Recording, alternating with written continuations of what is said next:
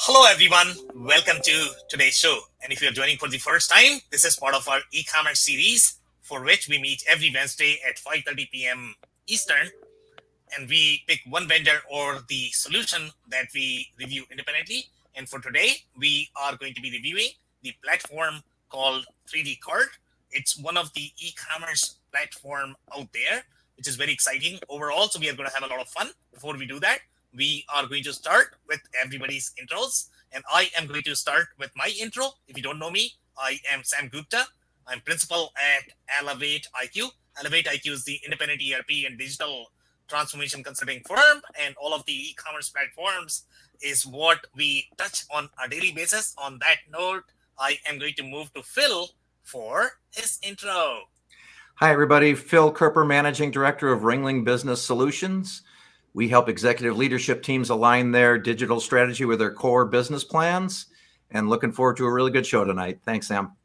Okay, amazing. Thank you so much for being here, Phil. Robert, can I ask you to introduce yourself next? Yes, I'm Robert Brown. I'm principal of Robert Brown e-commerce consultancy. I specialize in helping small to medium-sized e-commerce companies transition to larger size through my 20 years of experience in Fortune 50 companies. Okay, amazing. Thank you so much for being here, Robert. So I am going to start with the briefing. And if you're in the audience and joining for the first time, if you have any questions or comments, make sure you are going to post them, because our panelists are going to be reviewing them, and we typically try to cover them during the show. If you cannot get to them, then our panelists are going to make sure that you receive your answers. On that note, I am going to start with the briefing. So overall, when we look at the positioning of 3dCart, so it is positioned as one of the e-commerce platform in the market. They have a very interesting offering. For example, let's say, especially in the SMB market, if you look at Shopify, BigCommerce, typically Shopify is going to be very focused on the B2C market. Your BigCommerce is going to be more in the B2B market. Magento is going to be slightly bigger customers, and then you have WooCommerce as well. Then somewhere 3dCart is going to be a fit as well. But they sort of have this hybrid model, because in the world of e-commerce, you have two different plays. Number one is going to be most e-commerce platforms, such as your Shopify. They are trying to make a cut on top of your payment processor. So sometimes that could be a sort of barrier for a lot of companies when they are looking at the e-commerce platform. So one of the value prop that 3dCart has is they don't really charge that, and their price is slightly friendlier for the companies that are starting. The other advantage that 3dCart has, they have both functionality and B2C as well as B2B.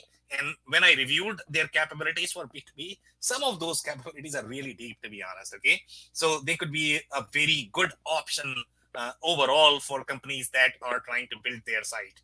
They also like to claim themselves as one of the friendliest for the SEO, and we'll see how those capabilities are, to be honest.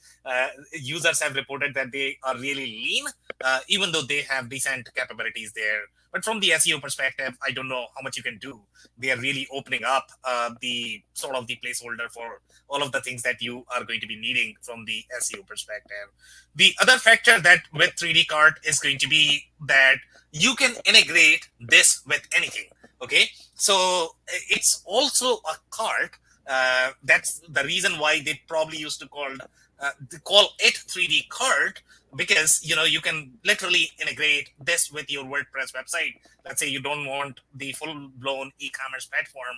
The only thing you are looking for is, let's say, buy now button, or just the e-commerce cart on your existing site, or you have a custom-built website. You don't have to subscribe to the 3dCart platform. You can simply get the cart functionality, which is a big deal overall. Other e-commerce platforms cannot do that. So they are sort of the hybrid of SaaS versus sort of the open source, because they have a free option out there. So not totally open source, but probably somewhere in the middle. And they have been acquired by I believe, and Robert, you can correct me if I'm off here. I think the company is called Shift for Payments. So they are the payment processor.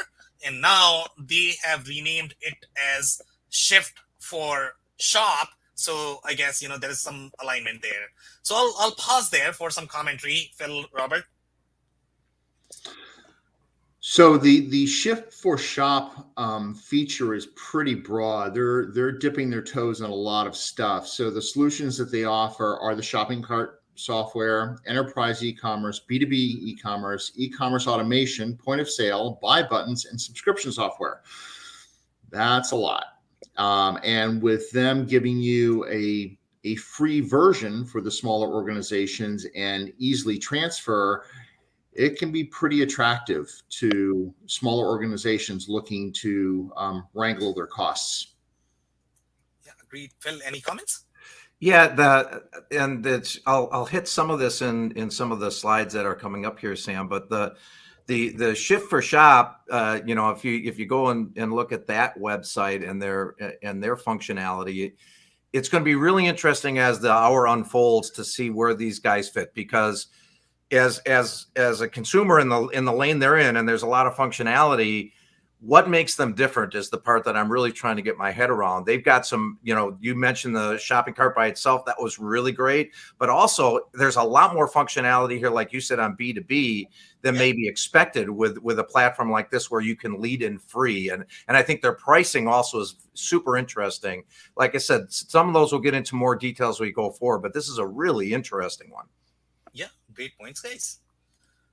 All right, guys. So here a little bit of history about Shift for Shop. So they used to be called 3dCart. Now they are called Shift for Shop. So obviously the Shift for Shop brand is fairly new. I guess they were acquired in 2020, and that's where the name must have come from. And the company has been there for a while. So company was founded in 1997, headquartered somewhere in Florida.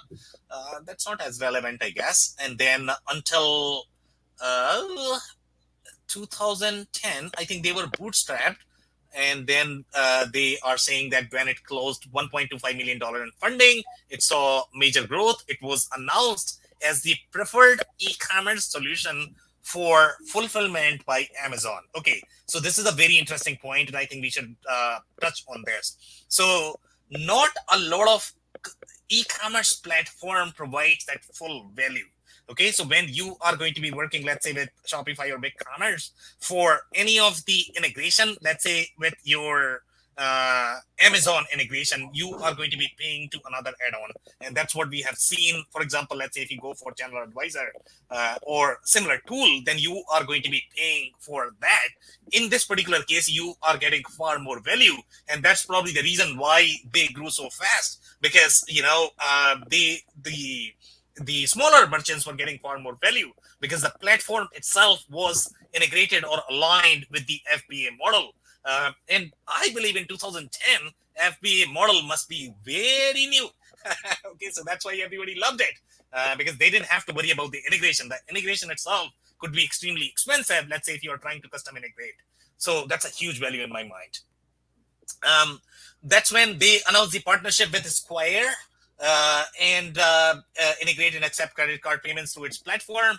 At that time, I think Square was very new as well. But overall, they have integration with like 100 payment processors, and which is a big deal because you want to have all of those payment processor as part of your e-commerce platform. That's a real differentiator. And then they have integration with a lot of different shipping platforms. So again, you are getting a lot more value as part of your e-commerce platform. Then they have the shipping methods as well that we are going to review, and those shipping methods could be extremely nuanced the way it is structured overall from the functionality perspective. So I definitely like the way it was structured. So now here they are saying in 2020 3dCart partners with Smart Target. So this is where they got the Facebook store, the Walmart store. There's a lot. That's all I can say as part of the platform. So one other quick comment on this one, and I believe I have this right. So Shift 4 is the parent, and then Shift 4, it looks to me like purchased the 3dCart, and then they created Shift 4 Shop and basically renamed them. Shift 4 is a large company, and they're in the collection business. They're huge, and they're very well funded, and they do financial reporting. It's billions of dollars, and they're in like the sports space and all the spaces where they're doing the automated payment issues in major parts of the world. So that also suggests that these guys are very well funded as being purchased from such a large and lucrative company. But Phil, just on that comment, I mean, you know how this game works, right? And why these guys are actually getting into the platform business, because obviously they want to process more payments through their processor. That's how they make money, right? So obviously, it's going to be far more aligned with them. So that's a huge red flag for me, that why is payment company owning an e-commerce company? It just doesn't feel right. Right. Well, like you said, it's self-serving for sure, but it also means these guys are the Shift 4 company, the payment company, is gonna want to gain share in the platform business. Yep. So looking on the Shift 4 Shop website under the enterprise e-commerce pricing, the enterprise solution is normally $19.99 a month. Over 10 million a year in online sales and unlimited staff users, and a $4.99 one-time setup. However, it is free if you use the Shift 4 payments solution. Now we are talking, right? Yep. That's how it works. Nothing dumb about that. There's nothing dumb. They know where the bread is actually buttered. Exactly, guys. And by the way, I mean, see, there is nothing wrong about this business model, because if you look at the business model of Square, okay, Square is in the same business. They are the payment processor. They have their own platform. They have their own POS. So it's a similar business model. Now, Shopify wants to charge more on your transactions. That's how they make money, right? So that's also a factor, because it's not that Shopify is giving everything for free. They are making margin on every single dollar that you are making, and that's why sometimes the merchants don't like that cut on every single dollar that those people are trying to make. Okay, so obviously from the technology perspective, they are really savvy the way they are written. So they are on Microsoft.net. I don't know how many e-commerce platforms are going to be on Microsoft.net. They are written on AngularJS. They have Elasticsearch, Lucene. But overall, I don't see any issues there. Then they have APIs for a lot of different shipping providers. For example, let's say your parcel shipping, that is going to be on FedEx, UPS, USPS, and then a lot of payment integration that we are going to be reviewing in some of the other slides. So now it is saying you can, I think this is where they are making the comment. You can use Shift 4 Shop with any website by creating a subdomain and connecting it to the Shift 4 Shop storefront. So that's slick in my mind. I mean, I really like that. And they are simply describing that. That's pretty much it on this one. Yeah, that's a pretty common solution, where you'll have shop.domain.com. Yeah. So that way you separate your say content management system from your shopping solution. Agreed. One of the things that people need to be aware of is when they're offered a deal like this, sometimes they have a tendency of just jumping at it because the deal looks so good without understanding what the total cost is going to end up being. So, for some of the clients that I've worked with, they never really did a cost analysis of, the credit card types used for the purchases and what their merchant service fees were for the processor that they had. And sometimes significantly better deals could be had elsewhere. Stripe is a really great deal because it's 2.99% plus 30 cents per transaction. So everybody's heard that Amex is extremely expensive because they'll charge you like 5% per transaction. So if you go to Stripe, you're only paying 2.99. You're like, oh, I'm paying less if I use them. But what they're betting on is most of your transactions are going to be Visa or MasterCard, where your normal merchant services rate is going to be like 1.38%. So you're still playing a spread. Yeah, right. And you can always decline. A lot of people just decline to take the AX over that, right? Yep. Well, Stripe doesn't let you decline any processor, any credit card. It gets really tricky determining which card you're going to accept and which ones you are not. So for like Visa and MasterCard, if they happen to have one of their points cards, specifically a corporate points card, they could actually end up charging you up to 7% of the transaction to compensate for those points. And you have no way of telling Visa or MasterCard, no, I'm not going to accept that, because there's no designator in the credit card number to say, oh, this is a points card and this is a normal one. Great. Yeah. Just one quick point, guys, overall, in terms of the fee, and I am a big believer of you get what you pay for, okay? And that's always true in business. So one of the things that you are going to notice in the case of 3dCart or 3dCart or Shift4 Shop is their support is questionable, okay? So when you are in the e-commerce business and you need support on your website, you are waiting on the order, you need support right away, okay? That's how quick the support needs to be. So in this particular case, obviously their pricing is friendly, but then support is probably going to take 3 days. Okay, that does not happen with Shopify. So again, you get what you pay for. So make sure you are not simply doing the dollar analysis because dollar is far bigger than a real dollar overall, the way business works, at least in my experience. The other point that I want to make is do not forget your international presence. And most of the e-commerce brands, they are always selling internationally as well. Okay, especially if you are talking about FMCG. For example, let's say if you are going to be selling in Mexico, okay, good luck with that, because you might have 100 payment processors supported in the US, but you might have the Mexico storefront, and none of those payment processors are going to work there. Even Shopify struggles in countries like Mexico, Brazil. They just don't support those processors. So now you need to go to another platform, and then you need to figure out how you are going to get the data. So there are a lot of different considerations that you need to consider before you select a e-commerce platform.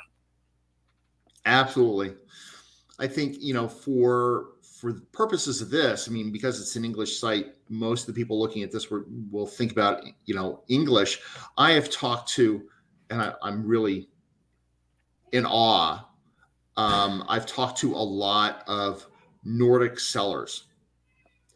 They have a lot of stores, and they are all multilingual. They have one in every single country because it's the EU. Here are little, mom and pop shops. I mean, there's like 4 and 5 people in the company, and they may have 64,000 SKUs, and they're selling in all these different countries and accepting all these different payments, so it's pretty sophisticated stuff when you're talking about that. Here in the US, we look at it and go, hey, we're in the US, and we kind of forget about the rest of the world. Exactly, guys. So unless you guys have any other comments, so some more, comments about their functionality. Their functionality is really deep overall. If you look at the capabilities that they have in the e-commerce platform, and Phil, I'm definitely going to ask you to comment, because you have a lot more experience in the enterprise space. So I'm pretty sure you are going to be thinking, okay, it's not there. How am I going to do my business now? So, but again, this is a SMB solution, so you are not going to find all of those feature sets that you are going to find in the enterprise solution. But considering an SMB solution, this is a very, very sophisticated and rich solution that I've seen. So here we are talking about, number one, Facebook store integration. Now that could be a big deal for smaller merchants because obviously when you are starting out, you are going to be selling a lot on Facebook. So that's a big deal. Now I don't see the featured products. Now that could impact your conversion rate. So you have the homepage, and sometimes features such as this could be trickier to implement in a lot of different platforms, when the only thing you are trying to do is you are trying to simply display your featured products on your homepage so that you can get far more traction when people stop by. You are showing the best products that you got. And sometimes even that could be very nuanced in a lot of different platforms. So customizability is always going to be something that you need in the e-commerce platform. You don't need that in ERP solutions, okay? But in e-commerce platforms, it has to be customizable and significantly customizable in my mind. Then we are talking about the category pages and view by manufacturer. Again, that's a very nuanced functionality. Overall, that could be tricky. A lot of e-commerce platforms might not be able to support that. Related products, again, that impacts your conversion rate. If you have that, and if you don't have that natively built, implementing that could be a big deal. The saved cards could be a significant functionality overall for the conversion rate. Wishlist, gift registry could be a significant functionality. Daily and group deals, again, this is all built as part of the platform. You don't have to get HubSpot, which in my mind is a big deal. Abandoned cart saver. What else am I looking for? RMA. A lot of e-commerce, they don't have RMA. So if they are able to provide RMA, at least some RMA functionality as part of the platform, that itself is a big deal. Yeah, and they are claiming that no limits on the space, which is trickier in my mind, because the money they are charging, obviously they are hosting it somewhere. So something is going to happen. Either the system is going to be slower, or I don't know, maybe they are going to go bankrupt, because there is no way you can offer unlimited store. That doesn't make any sense whatsoever. Okay, but I think they are computing it based on, okay, on an average, you are probably going to be uploading 10 images. How large could those images be, right? So maybe they are making certain assumptions in terms of what you might have, but there will be implications. I don't know a platform that can offer no limits on a space, because at the end of the day, you are paying for the space to somebody else. You are hosting on somebody else's platform. This is not your data center. Even if it is your data center, you have to buy infrastructure, you have to pay for people. So how are you going to do unlimited? I don't know. So I think that honestly goes back to your other statement about you get what you pay for.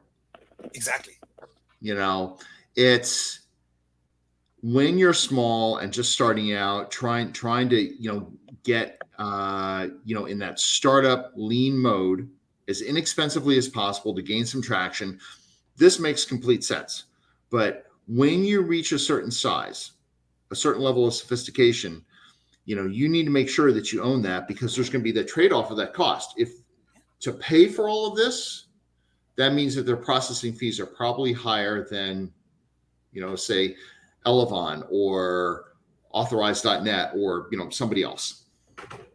Yeah, and what I was going to say on this one is that it is amazing to me, and just in months, years maybe, how much functionality that you would typically see, in this case on an e-commerce platform, that was sitting with just a few, or just the larger, just the more expensive platforms, has come down. I mean, this is an amazing list of functionality, and there's more on other slides, for something that's this affordable to get started with. So it's still, even though I agree, Robert, with you 100%, and the point of, when someone says free unlimited data storage, it's either got to be coming out in their fees somewhere else, or it's got to be coming out in their performance. You already mentioned it's probably coming out with how they're staffing their customer service group. So there's a price to be paid somewhere. But boy, oh boy, do you get a lot of functionality for the price coming out of the box on this thing. You sure do. It is very attractive. Honest to goodness. All right, guys. So some more things. And again, I'm blown away with their B2B functionality, the way it is structured. Sorry, go ahead. One of the things I just want to raise to our audience just to think about in terms of this amount of functionality. So if we think about what it's going to take to actually merchandise a product, right? So you've got a catalog of existing products or things that you want to sell. There are two schools of thought. Either one, you have a giant catalog and you're just going to move the entire thing over, and most of the descriptions or whatever the manufacturer happens to give you, and It's you're taking e-commerce on with the sledgehammer approach, just trying to force those products out there and hoping that your customer is going to find them. Then you have the other approach where you try to optimize every single product and gain as much traction with every single product that you can, which means doing SEO analysis, stuffing with keywords, making sure that it gets as high on the search rankings. So you're not paying for all that tactical advertising. And that takes a lot of time. So if you think about merchandising it, I've calculated with a number of different folks in the industry, it takes like 30 hours per product to do all that SEO research, figure out exactly what the cross-sell and upsell for those products are, create all the images and the A+ content, and get that all out there. So you've got this fantastic product detail page that matches anybody in the industry and can do battle with them. So that keeping that in mind, looking at these, you have to think about from a strategy perspective, which tactic are you going to use? Yeah, could not agree more. All right, guys. So in terms of B2B feature set, I mean, some of the feature sets that we have are extremely rich, especially when we talk about customer groups. In some of the B2B platforms, you are probably not going to have that. Then you are going to struggle with things like buying groups, especially if you are in the industrial space. So the customer groups, the functionality related to your the pricing, the segmentation that you can have from the pricing perspective, from the discounting perspective, that's a key piece of functionality on the B2B platform. So here they are saying this is going to be the key to personalization, is how they are trying to mention. But obviously the pricing is going to be the part of personalization, and that's why they are, but main factor is going to be pricing, the way you are going to be presenting the pricing. So here they are saying set different minimum order requirements, and you can mention at the customer group level or at the customer level, and then you have the pricing, and then you have specific questions like payment, shipping, promotions. And again, the way data model is designed for this platform, you can have very nuanced functionality at the payment level, at the shipping level, and we are going to review some of those screens. So it's really slick overall from the functionality perspective. Now we have the customer specific price list. Now these feature sets typically reside inside the ERP system, and they are offering inside ecom, which is a big deal. Now my question always is going to be, okay, let's say if you have your ERP, now where are you going to do what? Is always going to be a question, because you have to have that handshake. You have to make sure that your product data is centralized, at least to some degree, in some platform, and then other systems are really consuming that data. So that question is always going to be there. But overall, at least from the data model perspective, at least your integration is going to be easier. So sometimes I have seen scenarios where, let's say if your ERP is going to be extremely rich, but then you are trying to integrate with HubSpot. Good luck with that. Okay, because the data model is completely off. Okay, it's a very different product. Okay, so it becomes extremely hard to integrate something that is not going to be aligned. So here you have customer groups, you have customer specific pricing list, you have controlled visibility. It's almost like ERP data model, which is what you should be looking for in the e-commerce platform, because your integration risk is going to be lower. Your cost of integration is going to be far lower. So make sure you are paying attention to the data model of how the e-commerce is designed. And obviously that needs to be aligned with your business model as well.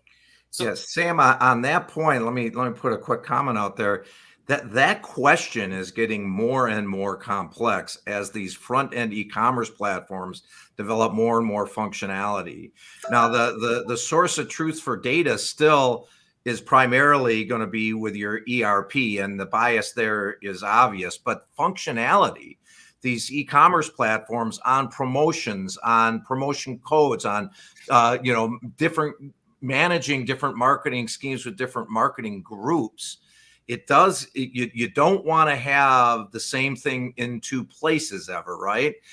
And so now you got potentially a system that's really good at something where you would traditionally say, well, I would much rather have my ERP do that functionality. The decision gets tricky depending on how powerful your ERP is. So, Phil, on the question about duplication that you don't want to have at two places, it's okay to have at two places as long as there is a clear relationship between who is the publisher of the data and who is the consumer. In fact, you can keep the same data at n places, no problem. as long as you have clear relationship between the publishing of the data. So when we say source of truth in the case of ERP, meaning ERP produces that data and the other systems are simply consuming that. They can store it. That last comment was not meant to be about data. I completely understand that. There's a source of data and there's other clients and other platforms that are using that data and then calling back to make sure that they're getting the correct information. I'm talking about functionality. So if you're setting up, for example, promotions and a variety of complex promotions, there's a lot of the ERP platforms that also have pretty good functionality for managing promotions and discounts and other things like that. And it does take a little bit more thought to say, where's the best spot to put functionality? Because you don't want both the ERP doing promotional calculations and discount calculations as well as the Shopify, but certainly the data, I'm with you 100%, and I don't like functionality in two spots, and you never do want to have a source of truth in two spots, but data is going to be sourced all over the place. Yeah, great comments. Any other comments, guys? Okay, so now we have the customer specific pricing list. I personally like this, to be honest, just because this is going to be your channel specific functionality that you have inside your e-commerce. Sure, you are probably going to have this in the case of ERP as well, but ERP is going to be slightly more centralized when you are serving multiple channels. So you are going to have that centralized logic inside your ERP. But when you are going to have the channel specific functionality, that's what resides in e-commerce, because e-commerce most likely is not going to be serving all of the channels. So that's where the line is in my mind, even though they both might have the same functionality duplicated. So here they are saying assign custom pricing to individual customer with customer specific price list, create a list of products and define a unique price for each. Again, very slick. I absolutely love it for a system integrator. This is a charm. This is sweet. Okay, if I had the customer price list somewhere and now I don't even identify a customer here and this says I'm dead. Okay, I'm going to have real fun with that integration. So I like the way data structure is here. And then you have the controlled visibility, which could be for regulated industry. Okay, medical device, pharma. It's a big deal, guys. So you need to have full control over who can place an order, even view your products and pricing on your website, which is a big deal. And this is going to be from how much you want to show it to your customers as well as vendor. So you have a little bit of portal there, I guess, which is again a big deal. Okay, and then in the case of B2B, your sales rep, okay, they are going to have very different workflow overall. You are going to have an admin, okay, and admin typically have very different functionality. So they are able to support the sales rep, the commission. That's a big deal. Typically, most platforms, I have not seen that. Again, if you are talking about obviously Magento or BigCommerce, they are probably going to support that. But this is considered slightly more advanced functionality. The B2B cost center locations is very interesting as well. Okay, I've never seen that before. So here you are able to specify where these customers are going to be buying the good from, and that's a very interesting piece of functionality inside e-commerce. And I don't know, Phil, if you have ever utilized that in the enterprise-centric systems. I'm trying to. This one I'm reading one more time because I'm not completely sure I understand what they're saying here. So I think, so basically the core advantage of this is going to be that typically when you are trying to order, you need to actually type in your address. So in this particular case, you are going to be simply keying in your location wherever you are going to be shipping it to. So that's going to be the ease of use. That's what they are trying to do. So typically, if you in the B2B scenario, whenever you are trying to ship, you need to actually do the billing address, shipping address. But these days, probably you are going to have that functionality inside your browser as well. So I don't know. I'd like to see that done. If it's a matter of it's just referencing a preloaded location, that's not that crazy. If it's a matter that it's actually has functionality where it's going to figure out your address, that's pretty cool. No, they definitely have the data model aligned to that. So this is for thicker functionality. It's not simply inputting your address. Yeah, because there's a lot of sites now where you start to type your address and it will start filling in the rest based on what the post office knows about addresses. Yeah, And but I that mean, this is not functionality is just the out there. address. This is also the control issue. So here, let's say if you read this, so it is saying this is So, essential. Yeah, go ahead, Robert. Yeah. Do so, I have so, this? I'm not sure I got a good definition of what this is, Robert. so, so what this is talking about, this is talking about franchisees. Yep. So if you are, There it is. like a tool company, you know, if you're like Snap-on Tools, right? And so you've got the main manufacturer, and then you've got all your franchisees running around, right? So you've got this list of customers, but that customer can't go to another franchisee. They're landlocked because of that border. And so they're associated with the prices for that particular franchisee. And that's what we're doing here. Got it. Now I see that, and now it's the franchisees and honoring the exclusive sales contracts. Now it makes sense. That's pretty cool. Yeah. And I have not seen this before in an e-commerce platform, so that's a pretty nice little toy. I agree. All right, guys. So this is how the POS looks, and typically, even though a lot of e-commerce and ERP companies, all of them are going to say, "Hey, I got POS."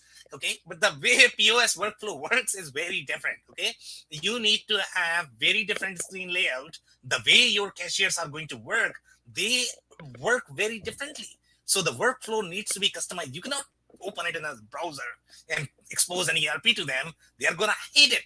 Okay, they are designed to work very differently. So this is a real POS that you are getting. If you look at the screen, it looks like a POS. It doesn't look like a ERP or e-commerce system. And this is tricky when you are building the omnichannel architecture.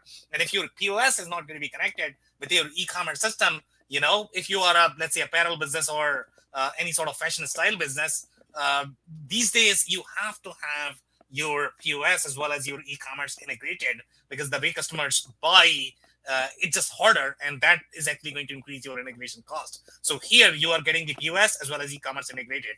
Now, I think you need to sort of pay attention to the language, the way they have used in this. And I am not too sure if this is going to be fully integrated, because sometimes companies sell, for example, NetSuite is going to sell, you know what, with ERP, you are going to get WMS, but the WMS does not talk as smoothly with ERP, even though it is sold by NetSuite. Okay, so this is the same problem that you are going to get with the other platform as well. So here they are saying smooth integrations, keep your POS software synchronized with your online store to ensure accurate inventory management across both online and offline sales channels.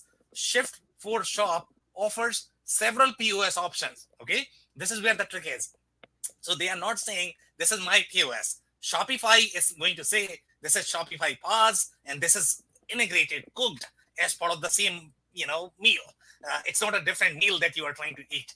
So here they are saying I have many different options. So I don't know how well this is going to be integrated. So I think that's something that I would like to pay attention to. So they are saying several POS options to provide for the unique needs of any business, but I would definitely pay attention to the integration, how well they are integrated. Okay, so here again, I think they have pulled together a lot of functionality. So now we are talking about subscription-based businesses. Okay, and this is another beast, completely different beast overall, from the accounting perspective, from the business perspective, the way the business works, the way the fulfillment works for the subscription-based businesses. We have seen subscription-based workflows in a lot of different tools that we have reviewed, and here they are saying that they can support subscription-based businesses as well, which is a big deal in my mind. Now, here, we have many different options overall in customizing the platform, and I was paying attention to many different videos that we have on YouTube, etc. What all they are allowing.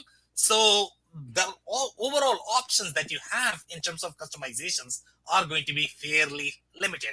That's the sense I got, from the reviews that we have seen from the other reviewers, as well as from the users as well. So here you have many different options. Number one is going to be simply customizing the theme. So in that case, you can customize your color, header, but when you look at the real customization, so here the only thing you are doing is you are probably customizing the text and the color. But let's say if you want to change the layout, that's where the real trick is going to be. It's really going to struggle overall. So this is the advanced customization screen.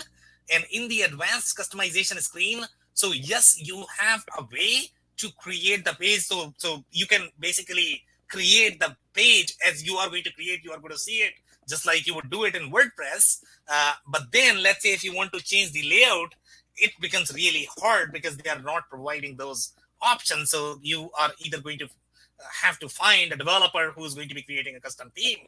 And I don't know how easy it is going to be to customize in the platform, because if platform is going to have a lot of different restrictions, it's going to be really hard. So again, if you're looking for plain vanilla standard site, it may be an okay option. But if you are looking to try different things, to try different conversion rates, trying to place your buttons at different places, trying to place your products at different places, sometimes that could be harder. Okay, so here, this is very, very, very interesting. So when you are creating the product, you are choosing a digital, physical, or the gift certificate. That's part of the product. So you can sell a lot of different product types. So not only just the physical products, you can actually sell the gift certificate, digital, physical, subscription-based offerings. So you can do a lot overall from the functionality perspective. They have some of the features such as, this is a big deal for a lot of different e-commerce merchants. For example, let's say if you talk about allow customers to purchase when this product is going to be out of stock, that feature set is slightly more advanced. You are not going to find in vanilla e-commerce platforms, and they are allowing that. Robert, you have a comment? So this is part of the nitty gritty of the detailed setup that's more experienced operators will understand it's necessary to get that in there for your shop to work as expected. The newbies are going to go in there and go, oh, I can ignore this. And later on, it kind of ends up biting them in the rear. And so you need to make sure that, if it's asking for information and setup, you need to take the time to set it up correctly. Exactly, guys. And they have some more options here overall from the distributor as well as manufacturer. You can specify that at the inventory level. I think that's a very key piece of functionality, especially for the B2B merchants. Now, the upsell, cross-sell, I love it. I really do love it. Okay, so the correlation is going to be at the product level. And this is, again, I'm going to go back to my data model. Okay, how sophisticated is your data model? Are you simply providing me a bunch of, text field that is going to be read, and then my upsell and cross-sell is going to be configured? Or do you have a real functionality built as part of your data model? And here you have very organized data model to support your related products, to support your upsell. Again, very interesting piece of functionality that you are probably going to find in advanced systems. So this is where the strategy comes in. This is where you really need the buyer and the person that really understands the product. So they understand, okay, if I want this guitar as an entry-level person, 2 years from now, what is going to be the upsell? What's exactly going to be the next guitar? Or if I get this guitar, what other pieces or components do I need for it to really be able to make it sing? Do I need straps? Do I need picks? Do I need a bag? Do I need a stand? And so whatever the product category is, you really need to think about that. And that's when this cross-sell upsell really can do you a lot of good and add actually to the bottom line. But if you just let it go and just throw anything in there, you're not going to get the value. Exactly. And some of these options are probably not going to be available in a lot of different, some most popular platforms. For example, let's say if you talk about WooCommerce, it becomes extremely difficult. You can do it, okay? It's not, but how hard it is going to be and how expensive it is going to be to do it is always going to be my question. Yep. Yeah, and I think just playing off that, Robert. I mean, don't expect the platform to do the work for you on the relationships between your Yeah. products. Uh, Now some of the platforms, I haven't seen it in this one, but some of the higher end platforms will give you A/B testing. Some of them will have some AI that will start to gather information on typically a customer who looks at that entry guitar, looks at these other things too, and they'll start to populate it. But you got to start by saying, when someone looks at this guitar, I'm going to start saying other people were interested in these three things and get the ball rolling, even on the higher end platforms. Yeah. yeah, could not agree more. Great comments, guys. Okay, guys, so this is the screenshot of their payment methods. And again, I'm blown away the kind of integration that you have as part of the platform itself. And again, if you are looking at the conversion rate, if you want to make sure that you are able to serve as many customers are coming to your door, then you have to have a lot of different payment options. Okay, you really need to support that. That's must for the e-commerce business. The same goes for shipping options as well, because customers are looking for that. The more options you have, the higher conversion rate you are going to have, the less number of opportunities that you are going to lose. So I absolutely love the kind of support that you have overall from the payment processing as well as from the shipping perspective. Now, and it's interesting we saw Stripe there. Yeah. If you look at this, and this was really smart on their part to partner with these, because Klarna is the one that put forth the 4-pay option that most people are utilizing, which is very popular. So there's no additional cost to the customer for that. I can just pay it off in 4 monthly installments, and that's really nice. It just ends up costing the reseller whatever, a percentage of that payment. Amazon is probably just from a name recognition. Stripe and PayPal also name recognition, but PayPal sometimes also gives you buy it now and pay in full in 30 days. And they also have the PayPal credit card. Yeah, so PayPal may not be as major based on the customers that we have, Robert, but there is decent amount. I mean, I don't think you can afford not to have PayPal. You have to have PayPal, because some customers really like to pay from. They just don't like to share their credit card. It could be Believe, I don't know. Yeah. Okay, so for the shipping, and again, the way the shipping settings are, in my opinion, I think it's super easy.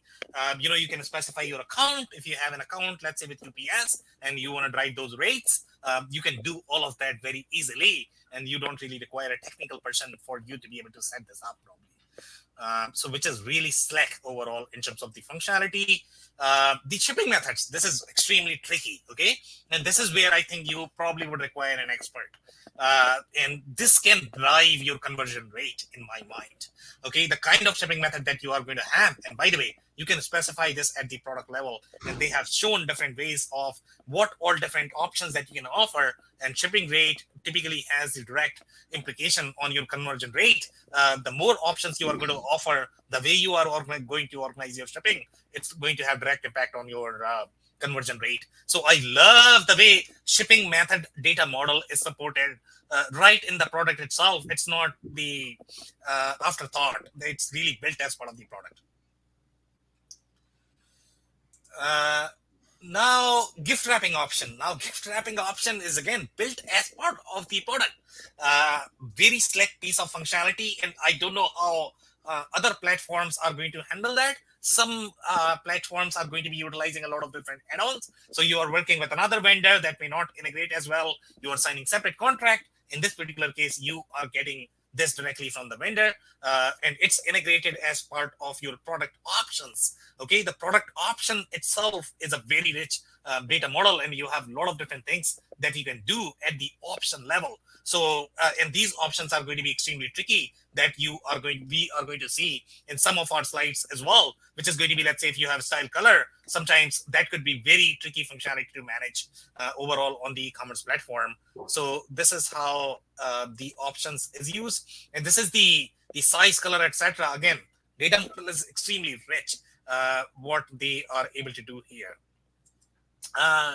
Daily deals. The only thing about, I kind of laugh at this one, because you've got some vendors out there that truly understand that if you're going to offer gift wrapping, it needs to be on point, and it needs to be perfect.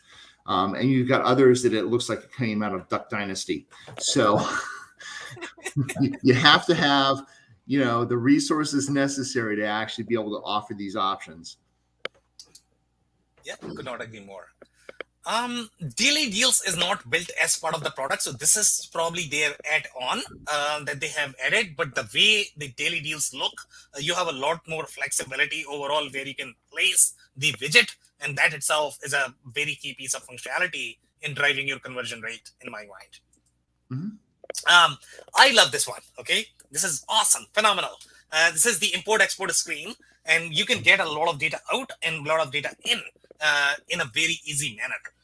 Which is just wonderful. Not a lot of platforms are going to support this. So this is where, let's say, even if your ERP is probably not going to be as integrated, you can probably still manage, with this platform. And it's really easy the way the functionality is built.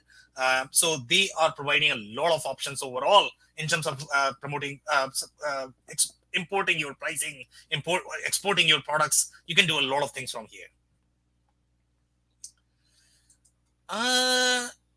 And then we have just one review, or maybe a couple of reviews. So here, I think they are complaining a lot. This is not the trend that I saw in reviews. So this review could be a little off. It is coming from 2020. But one of the things that I caught that we should pay attention to that. And they are saying, what really disturbed me was they have the page numbers and the product numbers attached to every URL. Now that's a big deal, guys. That's a real deal breaker for me. I'll tell you why. Because, if you are saying that I am built for SEO, your URLs cannot have numbers there. Okay. You are not supposed to have that. So now that's a deal breaker for me. Overall, I don't know. And again, we are talking about very specific limitations here. And sometimes these limitations can fire back for an e-commerce business. Do your research, hire an expert. Okay. E-commerce is a different deal. It's not some other platform, because that drives your conversion rate. And then the other things, it generates a sitemap, just a general sitemap. So again, SEO people are not going to be happy about it. And then you can connect with the FTP site, but FTP they are not as happy about it in terms of how you are doing that. Then they are saying, I wish it had more plugins like WordPress, WooCommerce. I would love it if the Yoast SEO premium plugin could be made to work with 3dCart. So 3dCart has their own way of doing the SEO, but people cannot utilize Yoast, which is a deal breaker for a lot of WordPress users. And they have some problems with the redirect as well. I just don't like it. I like to see the very capable redirect functionality, because again, that drives your SEO. And that's it for the presentation, and now we can open up for the discussion. I found some of those negative comments to be amazing, given everything else I saw. And I got to that, I read that, and I thought that just doesn't sound right. those are first of all, they're horrible. And second of all, they're basics. They're not like some weird tweak. That's right in the heart of these sites. So I don't know whether I don't believe it completely, but someone doesn't make that specific of a complaint if they're just wrong, right? So there's something that doesn't ring right on that one, but I was stunned. So Phil, this is how system selection work. Okay, even if you're going to spend 2 years in selecting a system, you might find something so shocking unless you are doing these things on a daily basis and you understand these platforms, very deeply. And these are the new ones. Once you are logged in the contract, once your site is running on 3dCart, good luck with that now. I don't know what you can do. Yeah, so I can confirm. So I went to Shift for Shop, clicked on wine stores. I was just looking for customers that might be active. And so I found the first one, Truly Fine Wines, they list is their first store, is out of business because of COVID, but they still list them. The next one, Adventures for Home Brewing.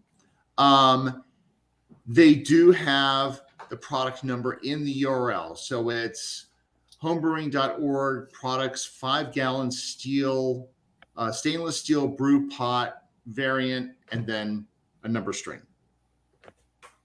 That's a deal breaker. That's boy, to get to the end and then to find that. Oh my goodness, fix it. If you're listening out there, secret, don't tell anybody, fix that. Oh boy. You know, that's why we do these reviews, is to let people know this is what's going on. Yeah. Yeah. Amazing. So now I have trouble doing my summary I wanted to do, which is really positive. Oh my goodness. I feel like going and tackling these guys. You got all this going on. You got purchased by somebody who's got a ton of bread, to put into you. Go fix your URL for goodness. SEO URL. Oh gosh. Probably the reason why they cannot do it is because it was designed back in the days when Google wasn't as I guess cruel. But these days it's really harsh. It's really harsh. And the other limitation could be platform specific as well. So my understanding is going to be, even though they are saying they are built on Angular, and typically the numbers that I have seen in the very basic WordPress sites, that sites don't even the WordPress nowadays. I mean, so you can do the text-based URLs. You're not going to have numbers, right? So I don't know where the limitation is coming from, but there is some limitation that they are not able to fix. There's no way they don't realize that's a problem. No, Phil, it's never that easy. Yeah, it's obviously their DBAs have, based on their architecture. Exactly. They for them to re-architect it would be onerous. It's a Y2K problem. Yeah, but I also will say the other kind of blind spot on this one, that if I was seriously considering it or had a client seriously considering it, that you got to get to the money. There's something not right about the money. They're charging you somewhere for something, and I wonder what that really is. That's the processing. And, quite honestly, most people evaluating systems do not have the experience or expertise or time to accurately evaluate the systems, and that's the problem, so they'll say, I need it now, just give it to me. And when you start asking the questions, like, I don't have time to answer that. Just do it for me now. It's like, you're asking, an awful lot. If you want something long-term, you need to spend a little bit of time making sure that you've got the right thing. And I'm not talking about, 42 free trials. I'm saying, you need somebody to help you step through the process to analyze, to make sure that the solution is secure, that their APIs are secure, that your data is secure, that, if actually fits, you're not under or over purchasing for your size organization. And that's a challenge. Well, and also even clients that you talk to that made a mistake, and you kind of get involved on how they ended up in this spot. Sometimes they start really well, and they're doing good evaluations, but they just tire out. And they finally said, I've looked at 3 of these. The 4th one gets the order. I'm tired. Whoever sells the next one that sounds good gets the order, because they just run out of gas on it. Yeah. And I think part of the problem is that there's not a single source of unbiased, transparent evaluation data of all the solutions that can easily match the product to the organization size and maturity model. And the rating sites, because that's the other thing that happens a lot. Some of them I'm sure are fine, and I use them, so I'm not going to say that they're horrible, because it does get you started. But boy, oh boy, is it a bunch of schmooze. I mean, I don't know who's paying for what, but man, oh man, you read those rating sites and you don't get a straight answer on the comparisons between these at all. Yeah. Many of them are pay to play. I'm not going to point fingers at who is who, but many of them are. It's just an advertising. It's a form of advertising model. Correct. But that also, for that person who's trying to say, okay, I really want to make a good decision here. I'm busy, right? By definition of who I am, and I'm trying to do the right thing, and I go through either some real misinformation, some difficult to understand, lack of transparency, and at some point I'm tired. And that's where they gotta call you, Robert, and they gotta phone a friend, guys, and get someone to take a look at this thing for you. It is worth the money because as Sam said, once you're married to these things, it's no party unwinding it. Well, and you also have to have a realistic expectation of how long you're going to be married to them. I mean, if your organization is growing, not stagnant, but if your organization is growing, you have to have a reasonable time frame that says, okay, I know that this is for a period of time. It is not forever. It's not like my marriage. I am using this tool until I've outgrown it. Yep. Yeah, but guys, just one quick comment. I think for the re-architecting, it's not an easy expense. I mean, if you have to switch the platform, it's a substantial expense. Yeah, it is. Yeah, and you'll live with a lot of pain before you live with that pain. Yeah. Right? Yeah. All right, guys, so I can take some more short comments. No, I think I'm good. Robert, you got any parting thoughts on this one? Nope, I'm good. All right, guys, so that's it for today. And if you are, considering 3dCart, obviously it has amazing piece of functionality. It has very friendly pricing, but SEO for me personally is a deal breaker. In general, if you cannot do SEO, then I cannot do my e-commerce business. So review carefully that your goals are going to be met. Let's say if you are not in a high traffic business, then it might be okay. But let's say if you really rely on Google traffic, it might not be the best fit. On that note, that's it for today. If you joined for the first time, this is part of our e-commerce series for which we meet every Wednesday at 5:30 p.m. Eastern. We pick one vendor or the solution that we review independently. So make sure you guys are going to be here next week. We are going to come back with another solution. On that note, thanks everyone for your time and insight tonight. Thanks, everybody. Thanks.